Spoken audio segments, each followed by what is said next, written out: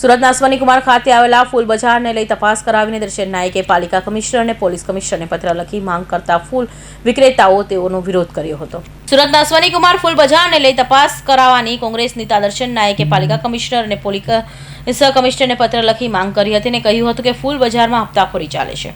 તેઓ આક્ષેપ વચ્ચે ફૂલ બજાર વિક્રેતાઓએ કર્યો દર્શન નાયકની તપાસનો વિરોધ કર્યો હતો અને ફૂલ વિક્રેતાએ કહ્યું કે ખોટી માહિતી ફેલાવવામાં આવી રહી છે। ખોટી માહિતી ફેલાવનારના હાય હાય બોલાવવામાં આવી હતી।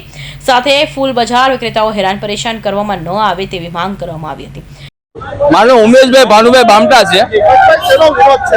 આ વિરોધ જે કે સોશિયલ રેકોર્ડ ઉપર જે ન્યૂઝ ચાલે છે કે સુરત ફૂલ માર્કેટમાં હપ્તારાજ ચાલે છે, ગુંડાગર્દી ચાલે છે, તે એના વિરોધમાં છે। અમે એનું બિલકુલ ખંડન કરીએ છીએ સાહેબ।